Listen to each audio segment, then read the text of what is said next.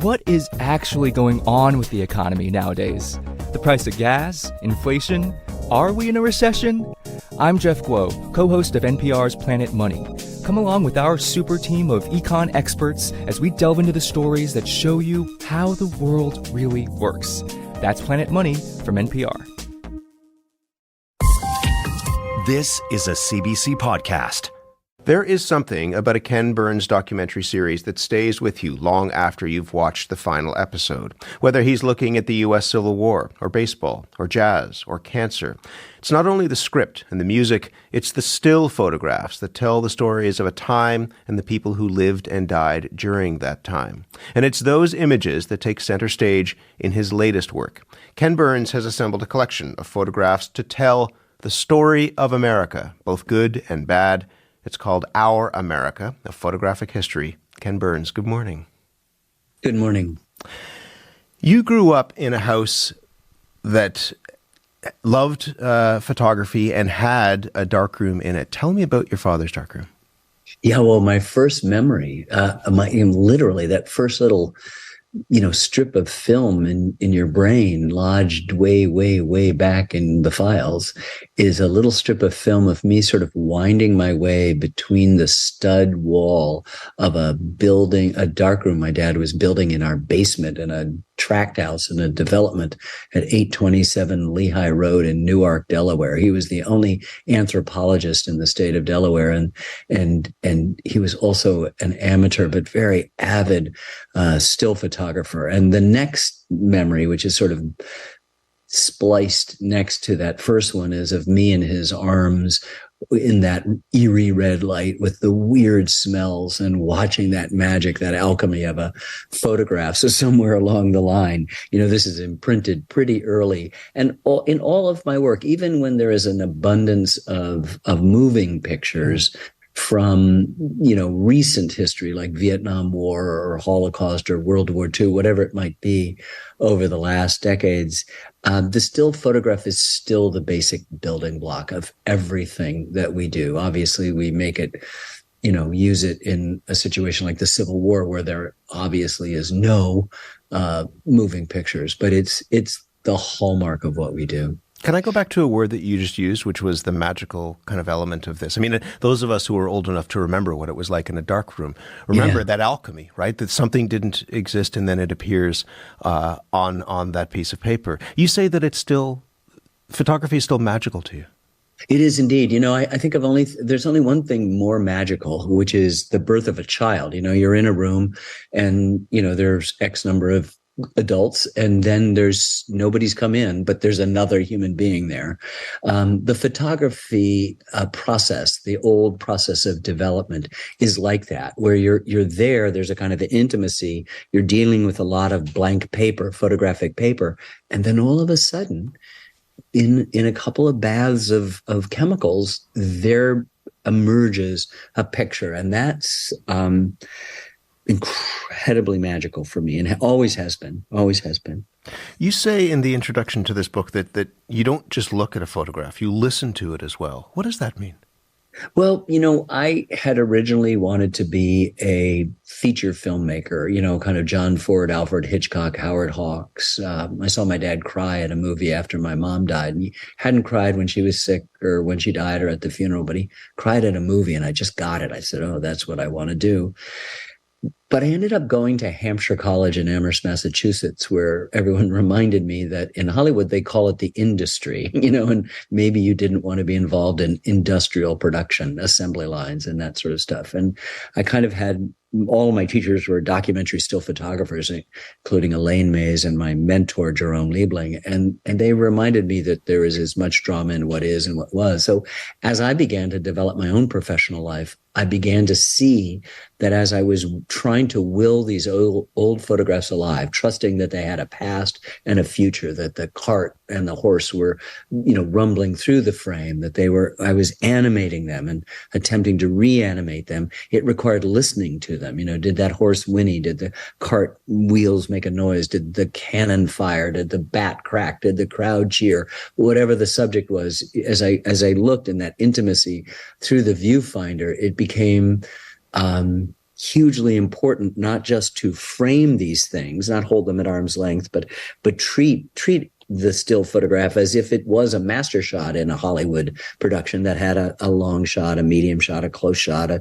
tilt, a pan, a reveal, a zoom out or a zoom in, or an isolation of a particular telling detail. All of that became kind of things that I could look for and see if they were there, even in portraits. And so I became accustomed to this sort of energetic exploring camera eye, but I realized pretty early on, the first film, Brooklyn Bridge, that I also had to listen to it. I had to understand what was going on. And that led me to basically try to wake the photograph up, not just with an energetic way of filming it, but with a very complex sound effects track. And, the best compliment I've ever had still to this day was a very funky premiere at the Brooklyn Museum of that film, Brooklyn Bridge. Mm-hmm. And one lady said, "Where did you get the newsreels of the building of the Brooklyn Bridge?" And I said, "Oh, ma'am, it was built between 1869 and 1883. There were no newsreels." And she goes, No. When they were putting the stones on the tower, and I had taken still photographs and tilted through them and added sounds of the pneumatic hammers of the day and gulls and rope and winches and things like that and harbor tugs. And she said, No. And I said, "Those are still photographs." She said, "No, they weren't." And at that point, I let go and I said, "Oh, okay, I've won," and I love that idea of trying to, will these things to life. Just a side note, you mentioned the soundtrack as well. And I think if people think of the Vietnam series of films, the images obviously are incredible. But for a lot of us, it was hearing the music of the time that just nailed it in place in some ways. Yeah, I think that's a really important part. I could, certainly it's obvious because those tunes are familiar to some of us who lived through it. Mm-hmm. And we've inherited a lot of those tunes, I'm very happy to say, to this day. And our kids and our grandchildren know a little bit about them. And I think why the music in our films is memorable. So we'll lay the tunes down first and let their pace and rhythm determine the pace and rhythm of what we're doing, not the other way around.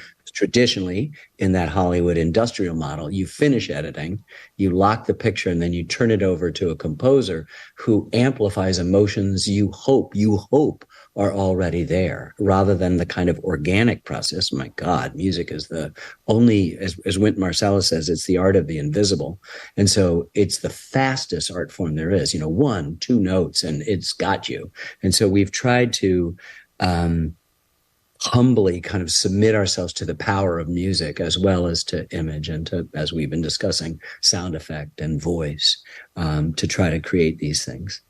Why in the sweep of the work that you're doing did you want to put this book together now? Yeah, well, it's very funny. I collect quilts. And, in all my work, I spend lots of time finding out what happened and knowing, if not definitively, then as much as we can know about something. The quilts that I collect, I have to let go of. They're beautiful, but it may be signed Hannah, but you don't know her last name. You don't know exactly when she lived. You don't know how old she was, whether she worked with somebody else, as a teenager. Is it a young wife? Is it, a widow? Who is this person? And I have to accept the not knowing of it.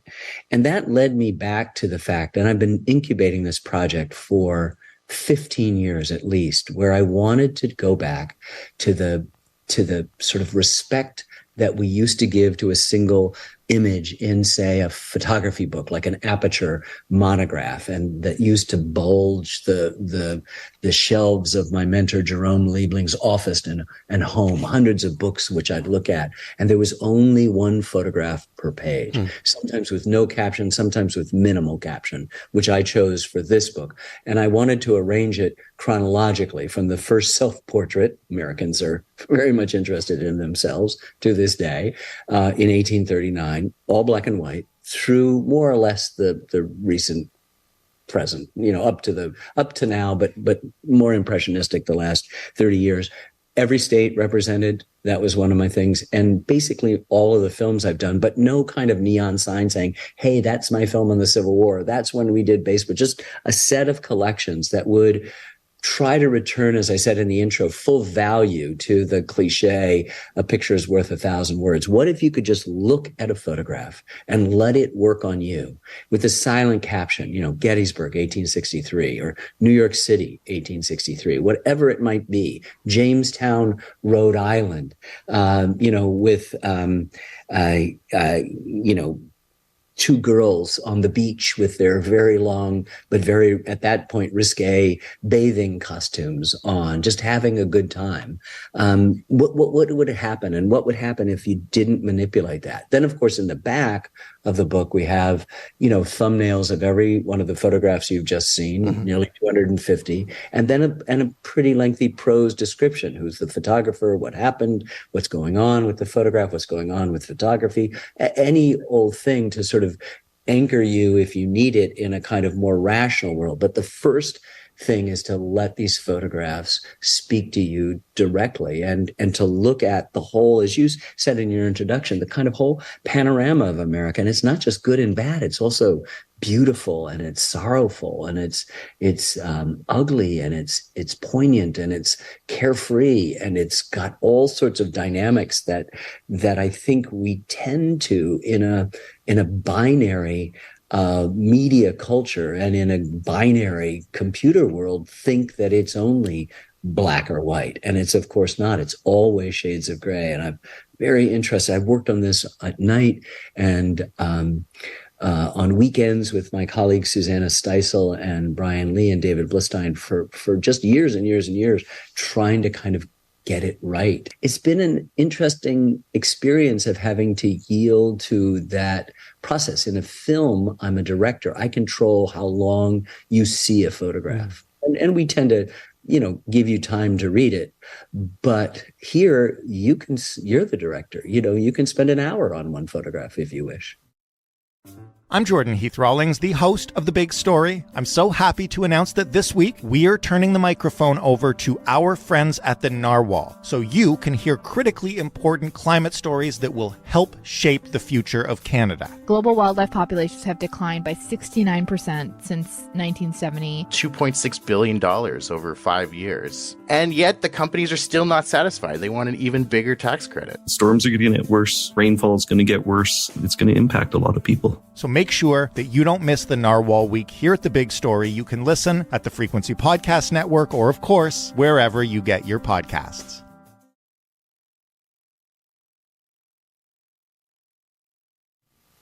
You talked about the binary nature of it. And I mean, this is the world that we live in some ways. And it's something that you hint at in the introduction to the book and even in the title, Our America. You say that the story of the United States, the U.S., is also the story of us, the two-letter word. And if I have learned one thing, that there is only us, know them. Do you really believe that now? Oh, absolutely. And the photographs reconfirm that. I think what we do in a binary world is we set up opposites. It's like me and the rest of the world. It's my party and the other party. It's where I live, my neighbors, and them that don't live with me. And what I've literally, that is the main thing that I've understood. I've had the great privilege to make films for almost 50 years about the U.S., but also concurrently about us, lowercase, two-letter, plural pronoun, all the intimacy of that, and of course, we and our, and all of the majesty and the complexity and the contradiction and the controversy of the U.S. And what comes out of that is that, particularly the last film that we released was the U.S. and the Holocaust. Mm-hmm. And that is, it's what human beings do. They other human beings, and they make of them, of people that are part of us. Eugenics attempts in the early 19th century to create a hierarchy of races and nationalities and ethnicities, when of course there's only one race, the human race. And so I think that the broad humanistic impulse of the work I've done, certainly parochial or provincial in that has been up till now solely about the United States, has nonetheless spoken to, or at least tried to connect with, universalities that remind us that this is all the same everywhere. There is no them. And anytime anyone, anywhere tells you they're a them, move away. because it is antithetical to progress. It's antithetical to human communication. It's antithetical to love, which is at the end of the day, undergirding, not just my own work and sensibilities, but I would suggest everyone's, and certainly how the mechanics of the universe work. Let me play something for you, and then I'll ask you a question on the other side of this. This, of course, is from the Civil War.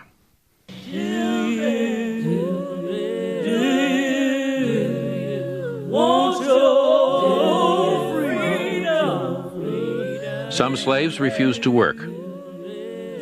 Some ran away.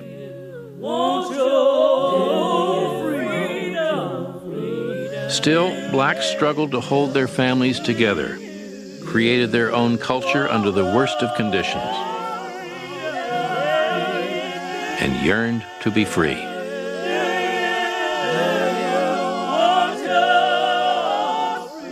Ken Burns, under that narration and music, we see photos of slaves in the American South. And as you mentioned, some of those pictures are in the book. What do you want us to see through those photos about race and racial tensions in the United States? We've got the main tensions in our country, I think everywhere, about freedom. There's the personal freedom, what I want, and that's often at odds with the collective freedom, what we need. And I have spent a good deal of time negotiating that within the work. Of course, the second biggest theme that we engage in almost every film that we've done is the monumental hypocrisy. Historians call it the original sin, that we were founded on the idea that all men are created equal. And the guy who wrote that owned hundreds of human beings in his lifetime and didn't see the contradiction of the hypocrisy. And so we are always struggling with the question of race. And in our jazz film, the scholar Gerald Early says that African Americans have the peculiar experience of being unfree in a free land. That requires a certain amount of adaptation. And as the narration you just heard suggests, a certain amount of unbelievable effort to just get back to neutral. And so I'm interested in the dynamics. We sort of exile Black history to February, the coldest and shortest month. And it's really at the center of our life. These are individuals who understand as much as anyone what it is to be an American, only because they've had always this huge Everest-like obstacle and still to this day have it. So that you cannot scratch the surface of American history without having to confront that everywhere. And as you see in this series of photographs, we're not shying away from that either. What do you make of people who don't want to confront it? There is an effort underway to sugarcoat the teaching of history, especially when it comes to issues of race in some American schools. Yeah, no, it's true, and it's sad, and it's always been there. I mean, if you think back, Winston Churchill, famously, among others, has said that the victors write the histories, but it's not true in the United States, right? The losers wrote the history. If you look at Birth of a Nation or Gone with the Wind, they both postulate that a homegrown Al-Qaeda, a homegrown ISIS called the Ku Klux Klan, were the heroes in the post-Civil War horrible thing. They convinced generations of people to teach Reconstruction as this horrible, kind of occupation of the South, and not what it was an attempt to extend civil rights to all Americans. You can't really be an exceptional country if you're unwilling to look at yourself. I could spend about 6 hours going through every photo in the book and asking you about it. We don't have that kind of time, but I picked a few. I just want to quickly ask you about some of them. Sure. This one is from Lincoln, Nebraska in 1915. It is a woman and child, and the woman sitting in a wooden chair and the child standing beside her with this electric grin on its face. Yeah. What's going on here? And why did you pick that photo? Well, this is a personal photograph to me. It was given to me from a person now passed away, a lovely man that we got to know. We know archivists in hundreds of places around the world, and we have wonderful relationships. A wonderful guy named John Carter, who worked for the Nebraska State Historical Society. And they discovered a treasure trove of African-American life in Lincoln, Nebraska. And so he was able to somehow deaccession or found an extra print, and he gave this to me, which I have in the most prominent location in one of my bedrooms, and I love it. And what it just says is, how could you create a them? There's not a mother on earth or someone who's ever observed a mother on earth that doesn't know what the dynamic of this photograph is. And so it was one of those things that permits us, as so many of the photographs deal with the tension of the conflict or, the artificial binary imposition. This is one that just transcends it and says, look, this looks like a happy kid everywhere on earth, and a mother proud to have been responsible for that happiness and for that life. You talk about the binary nature of the United States. Washington, D.C., 1925, a photo of many, many, many members of the Ku Klux Klan in Washington with the flag up those steps. And that's not the Confederate flag you're referring to. Yeah. That is the Stars and Stripes. Yeah, so the Ku Klux Klan has their role in the post-Civil War Reconstruction era. It's their night raids that bring terror. They take the one battle flag of the Army of Northern Virginia, not the flag of the Confederacy, but one battle flag to terrorize people. So when people use that Confederate flag, they're not using the flag of the Confederacy. And by banning that flag, you're not banning the memory of the Confederacy. You're banning the memory of these night riders and the terror that they instilled among African Americans and those sympathetic to their cause. Well, what happened with the big wave of immigration is that they just got much bigger a force in the United States. Ku Klux Klan controlled most of southern Indiana in the late teens and early 20s, and they had added to their portfolio. We're not just anti-Black, we're not just racist, we're anti-Catholic, and we're anti-immigration, and we are specifically anti-Jewish. So, in 1925, they feel free to march up and down Independence Avenue and unfurl a big American flag, not Confederate battle flag, on the steps of Congress, and completely accepted. And there are many members of Congress, and it is out of this milieu in America that the year before, 24, the Johnson-Reed Immigration Act that added the quotas, that shut the golden door. We'd been mostly open borders from 1870 to 1920, despite excluding Chinese in the 1880s for kind of jealous reasons and racial reasons, of course. But one of the reasons was to stop the inflow of Catholics, but more importantly, Jews from Central and Eastern Europe. And they were coming in. New York had a million Jews, more than any other city on earth. And so this law was an attempt to set minuscule quotas. And for those countries that had, a large portion of Jewish or Catholic votes, and to give a larger quota to those Nordic, Northern European Protestant countries Hitler would call Aryan. And that's the way it worked, and why we were unable, as the Holocaust unfolded, to do more than the meager and inadequate actions that we did. Now, I can say that Canada didn't do anything either, right? And took in way less than we did for the same anti-Semitic reasons. This is not, just problems endemic to the United States. People have been othering Jews for basically as long as there have been Jews. And since they didn't have a country until 1948, it was a convenient scapegoat in any political dynamic to say, well, these outsiders, these others are different, when of course there's only us and no them. The last photo in the book, and it's not the photo that's on the very back, which is also amazing, of kids playing baseball, stickball, in a lot with laundry hanging across the tiny little lot that's there. My cover choice is my mentor's shot of a kid in Harlem in 1949 standing in front of a car with his isness intact as well. And that back thing is I've used in our baseball series, and I've used it before. It's wonderful. But the last photograph is of John Lewis, who was a friend and a hero of mine. And it's just before his death, but he has all of the anguish, but all of the promise. There seems to be grief and prayer and hope all at the same time, in a life which he knows will be soon to be extinguished, which he faced with enormous courage. But he speaks to me in personal ways, but I think he speaks to everyone who is interested in the American project. What a great pleasure to talk to you. Ken Burns, thank you very much. Oh, it's been my pleasure. Thank you so much. Ken Burns' new book is Our America, A Photographic History. For more CBC podcasts, go to cbc.ca/podcasts.